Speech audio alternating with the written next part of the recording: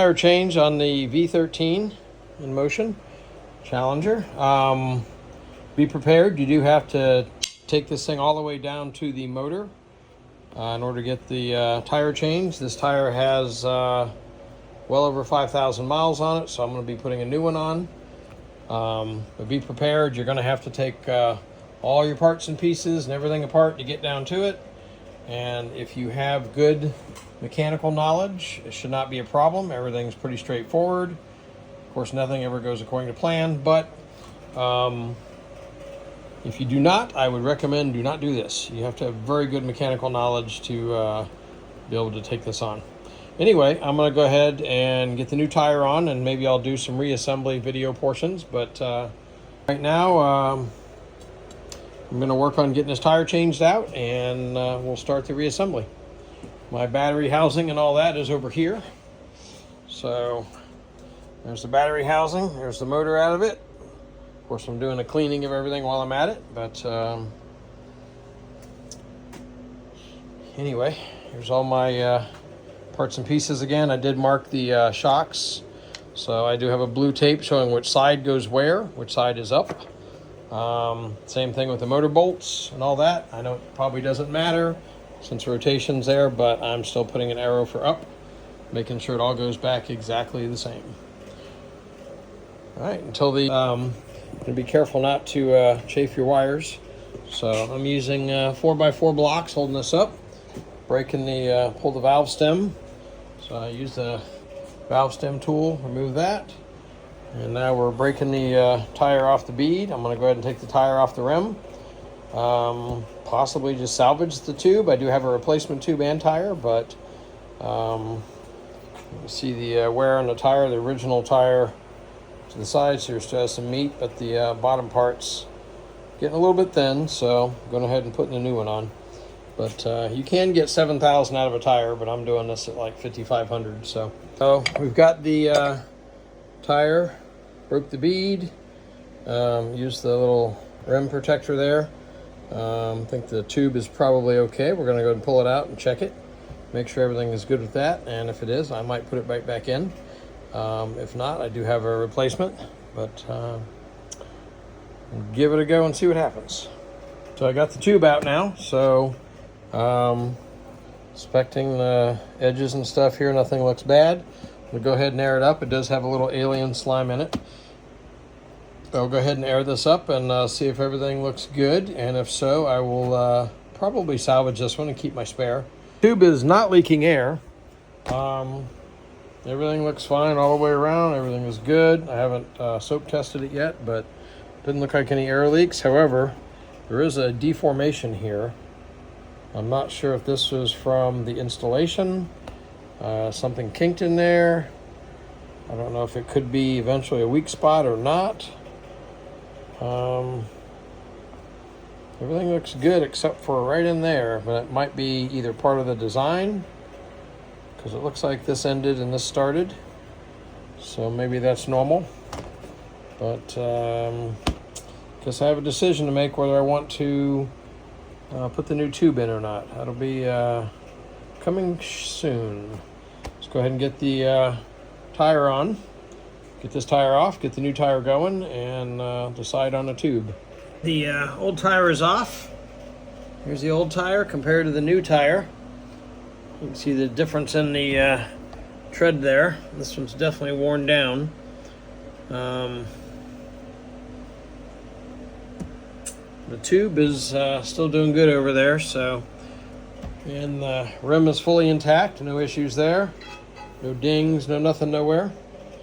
So I will go ahead and put the new tire on and pop a tube in it, see if everything holds, and then begin the reassembly process. Did look for some videos online. Surprisingly, not much help. It's just common sense and figure it out yourself. Some of it's useful, some of it's not online. I probably should have done one, but I wasn't set up with the 360 camera to record the whole time and spend all the time editing, but maybe in the future I'll do something like that. But you can see the wear on the tread here. So that one's worn down. That's after 5,000 miles. This is a new tire, so identical tires. All right. Okay, so we got the tube in. Put the new tube in. The old tube did have a hole in it, so that didn't work out. So we have the new tube installed. I went ahead and bought an extra tube. So something you might think about is go ahead and get an extra tube. If that one had gotten punctured during the install, I would have already had another one here. You don't have to wait to get it. So I did that. Everything is good. And I just used the big compressor here to pump it up, but it's fine. There's the S22 over there. All right, so the next phase is we'll put this thing back together. So I'll do some in stages kind of, and that way you can kind of see how everything went back together. Here's one side back on. Now we're gonna go ahead and reattach the next side and then do the fender. The shock towers are reinstalled. Phase wires are out here. 2 hall sensor wires are there. We'll go ahead and do the shock tower covers and fender. This will be the next piece to go on. And I guess I do have the tape marked with the tape upside and the tape upside here, so I do know which way it goes, so it keeps all my rotation good. Okay, the fender is being reinstalled. So you have the 4 screws on each side here. These pieces will plug into the shock towers. I'm on my bottom side right now, not my tape side. Make sure all your wires are routed and secure. So that should be the 2 hall sensors and the 3-phase leads. And check your bearing, of course. Everything seems good there. So still holding pressure. Everything looks good. I'm going to go ahead and go to the next step. Shock towers are reinstalled. Suspension's been reinstalled. Everything is good to go here. So I do have to put the lock washers on these. And these will get the special cap pieces that go on there, and these will just get the regular screw that go through the top. And you do need the air pressure to hold this tight when you screw this in, otherwise you're just kind of turning the rod. So the air pressure coupled with the lock washer will help hold you in place, and that should take care of it. Slides on the suspension are all greased up, ready to go back in. So here's your hall sensor wires. I'm going to go ahead and slide this thing back together. Make sure I'll put my lock washers on top and apply the air pressure, and go ahead and put the main part of the wheel back together. All right, so this is the wheel as we're sliding it in. You'll notice that we're right down the grooves. Everything's coming up nicely. Make sure your phase wires and your hall sensor wires are all clear, and continue to slide up. We're almost all the way in. Bring the point right through there, and then the other one will line up for the screw. All right, I guess I'll go ahead and finish getting this through and attached. So we've got the pieces through here. So I can get this thing to focus. Oh, one accident doesn't want to focus. Here, how about focus?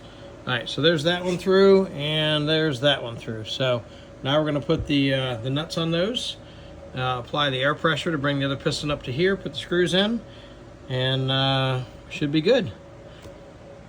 Now that we have those pieces installed, those are all tightened up.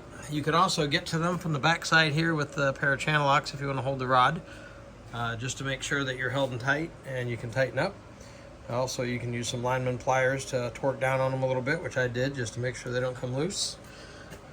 And next is add air to the shocks, which is going to be down here, and that will apply the piston up and put screws in, and that should be good. I put 60 psi into each shock. That's enough to get this up to where I can tighten that screw down and the other screw right there down. So everything is in place now. So I will go ahead now and start connecting up the power leads and such and get this back together, and getting to almost being done here. The phase wires reconnected, everything torqued down, have the hall sensors reconnected. I believe these are for the charge ports in the back to the batteries. I got to do the tail lights, the front light, all that kind of stuff. Put the top cover back on, put the rails back on, bumpers, all that. So I did re-zip tie the leads here and here. They did have 1 zip tie before, but I've done 2. I still only have 60 psi in the shock, so I'm going to have to run that up to 180 to 200 psi to get it back to my weight suspension type, but the new tire is in, looking good. See how the other side looks here. I have not put the covers on the suspension. I'll clean up the excess grease I have here, but I got to put the red caps on, and do recommend always using a socket on these. Do not use a wrench. You will distort the aluminum and you'll never be able to thread the internal pieces in with the fine thread. So I don't know if I could, I guess really can't pull out. So once I get the air pressure in, it'll push out, and hopefully everything's all tightened up and good to go. And this is what the new tire is looking like, and no problem there, nice and smooth. So here we are, we've reattached the tail light. So fender's back in, tail light's back in, charge cords are plugged back in, so this should all work again. This actually has the tail light power, which is on a different harness. So these are for the battery, I believe.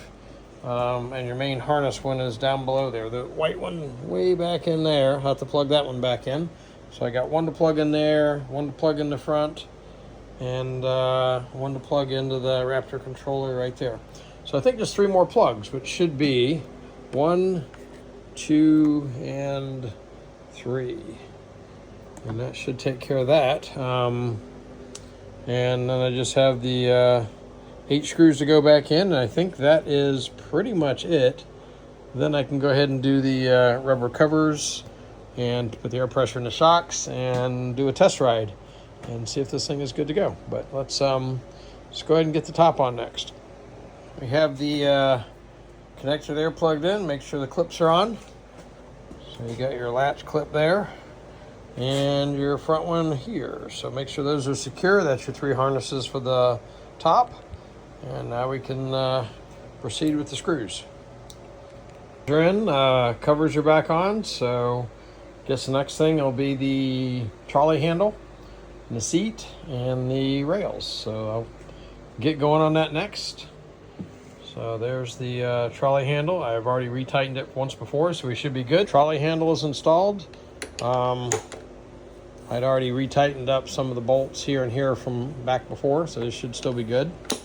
So I'll go ahead and get the, probably wait to put the seat on until I get it done, get it on the ground.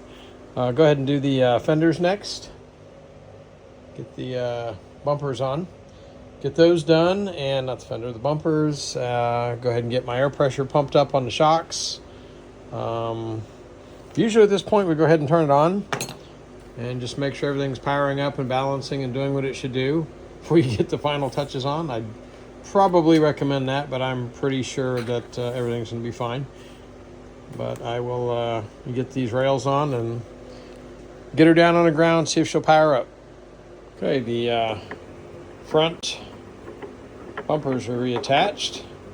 See if I can reattach my covers here. I use these for being able to sit the wheel down on the front without scratching anything up, and I can access my charge ports. Gives me like a front and rear bumper. Plus you can hang on to those for if you want to lean forward to help give you extra torque for seated riding or stability or whatever. So there's that. I do have the E-Rides pedal on here. I did order the orange, but they sent me the yellow. I don't know what to do about that yet.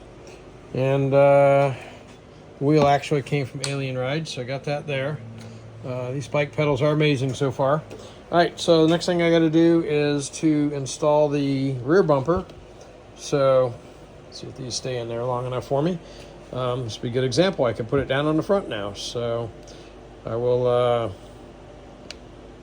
set that in there and get the rear bumper attached, and then we'll get her down on the ground, air it up, and test run it. Rear bumper is installed. Good to go there. Mud flap, everything in place. Silicone still in good condition. So we're going to go ahead and put this thing down on the floor, get the air pressure and the shocks done. So let me get my air pressure pumped up on my shocks, get the grease cleaned up, get this thing down on the floor, and see about a test run. So I'm trying to get this around 180. I think we're pretty close to 180, 190.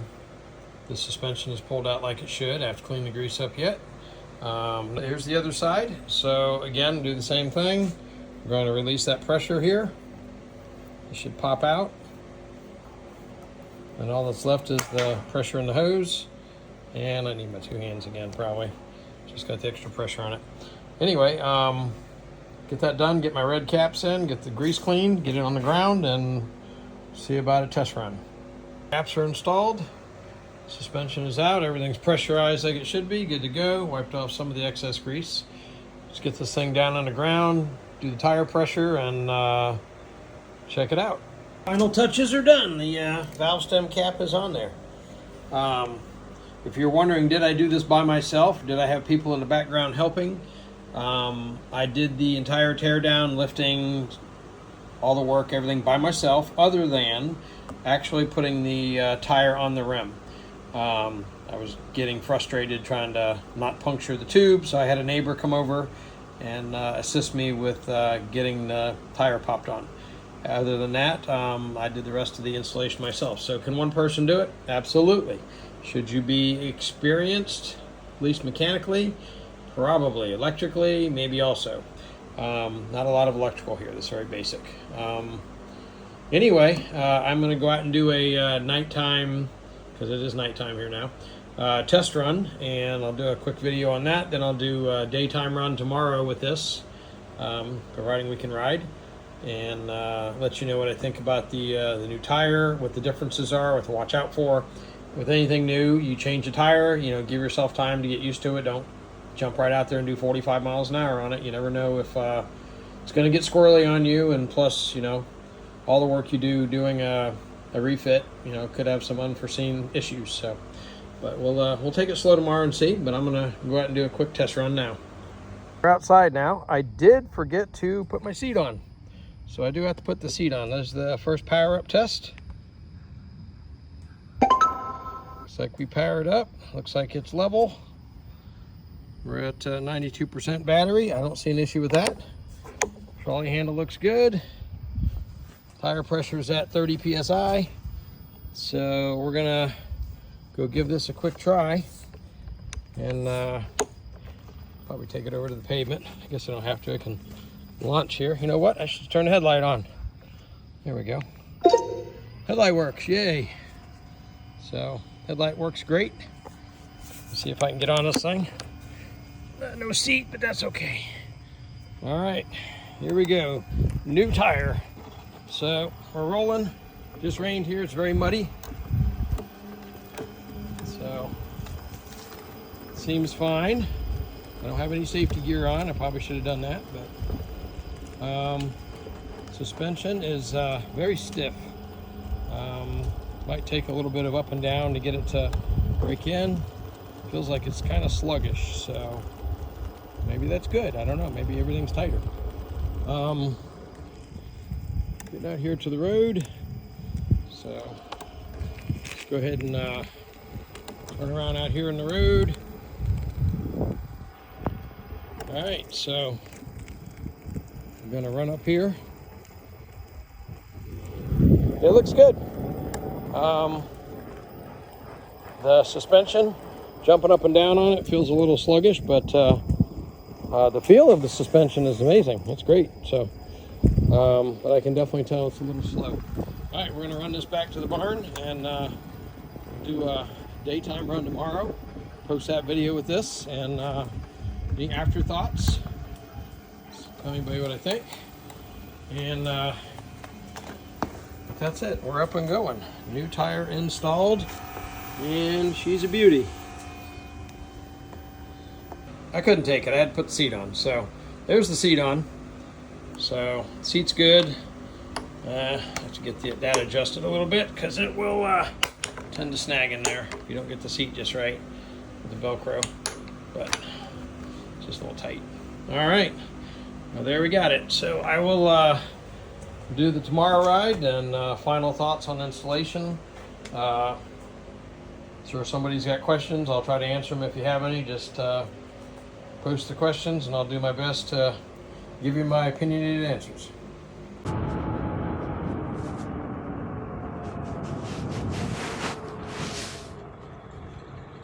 All right, we are recording.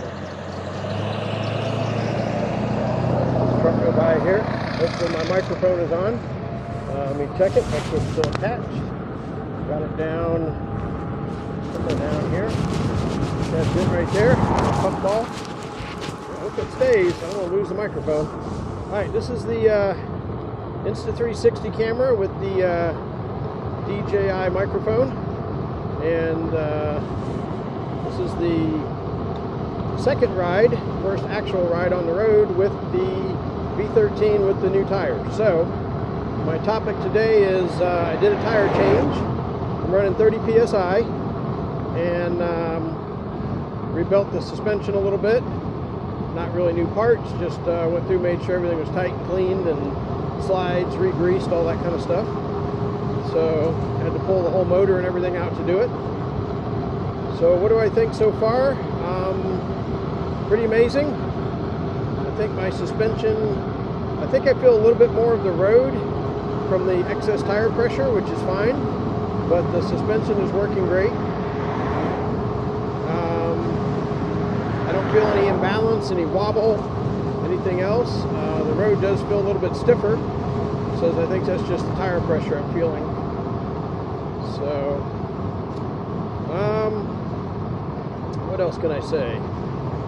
I guess impressions with it. I'm glad to have a new tire at 5,500 miles, I think. If I get up here, I'll be able to check to see what my mileage was.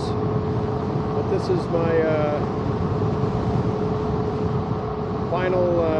final segment to my changing the tire video. I got another stop sign here. All right, I've taken it slow so far. See if we can take the speed up a little bit. Get to where I can see my speed. Alright, so currently, let's go ahead and take it up to at least 30. Alright, there's 30.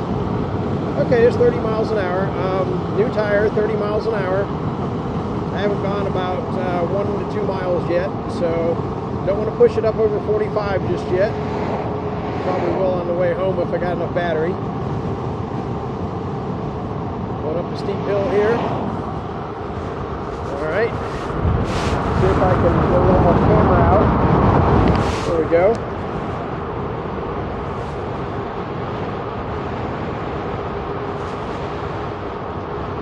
Probably should do a tire view, but I think I've got too much camera out to do it. I'm catching up on this guy. I'm going to meet Alex in the park. He'll probably be on the Sherman S.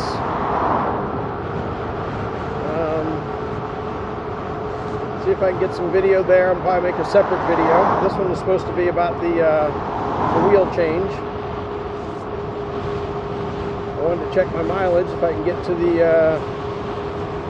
intersection up here, I can see what my exact mileage was of the tire change. I was thinking it was above 5,200, probably close to 5,500, but not sure.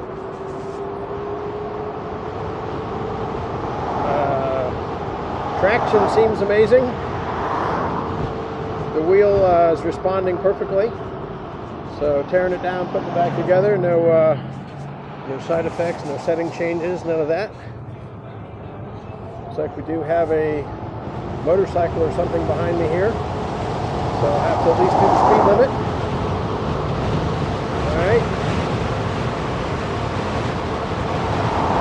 Alright, speed limit's 30 here, so I'm doing a little bit more.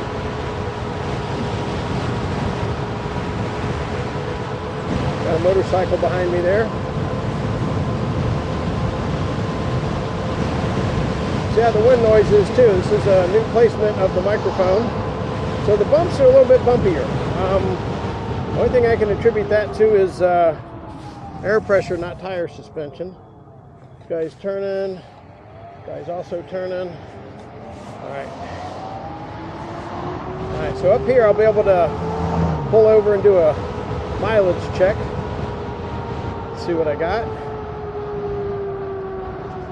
I'll cross the road here.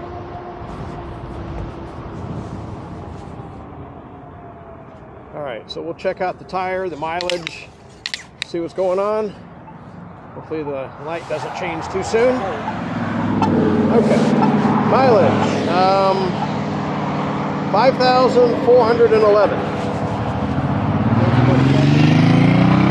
That was the one that was behind me. Waiting to cross the intersection here. Here's the tire now. No time to cross. Great. All right, going across. Guy stops. Crosswalk, lady. On video, crosswalk. Going driving through people. Okay. So I'm doing some seated riding now.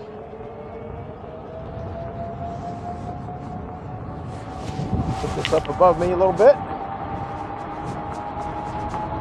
Get my visor down.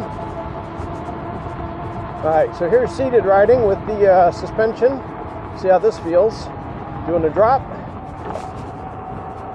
Yeah, it doesn't seem as soft. Now this could be that I've got the suspension dialed in differently on the dampening, or it could be that just the excess tire pressure I've gotten, because I've got it at least 30 psi. So, but I mean, suspension's still there. It works great. I'm just feeling the road a little bit. I don't really feel the lines in the sidewalk here. The bump, everything seems really good. I'm very happy with it. Also don't get that oscillation. Uh-oh. Get the tilt back. Get the tilt back. Get the tilt back. Whoa. Severe tilt back. What's going on? I just did a huge tilt back and it just stopped me. What was that all about? That was not cool. I was doing a seated ride. It just tilted all the way back out of the blue, no reason. So let me shut this off and see what's going on. I'm 95% battery. I should not have had a tilt back.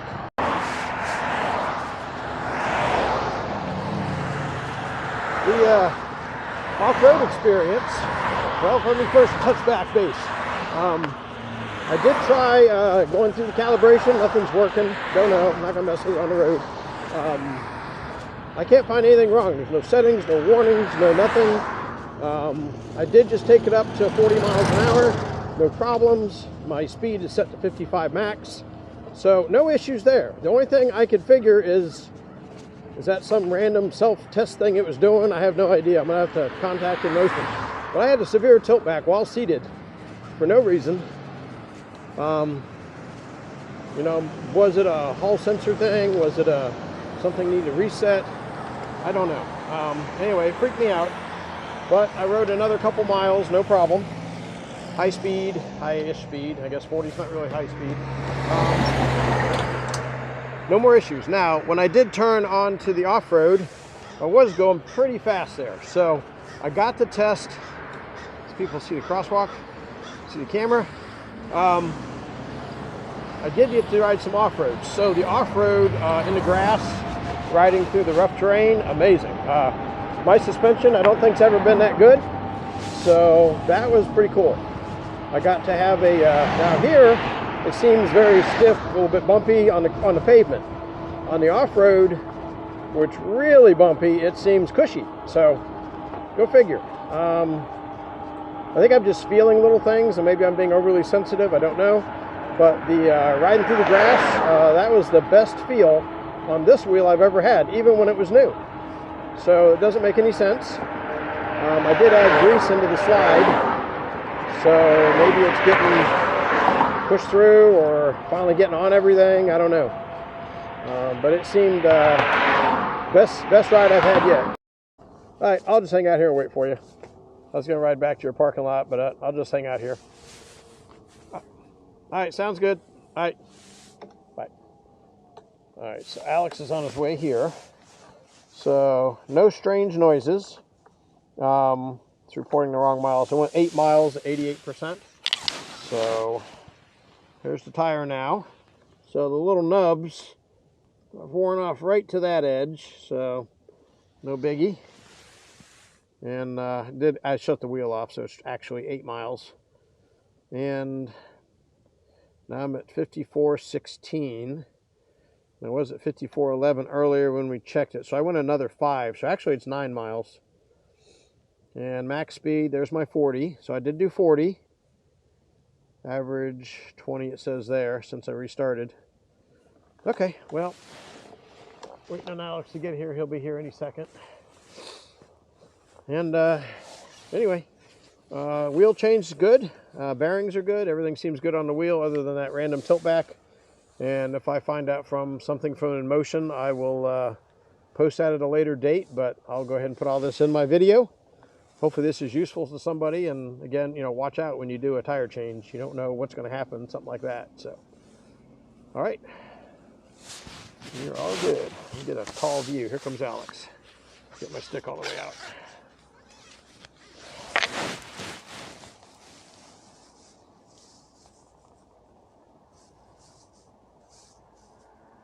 Hey, hey. That was a scary thing. Could it be brake assist? Did you brake? My brake assist is on full, but I mean, it literally went into full tilt back shutdown mode, like get off.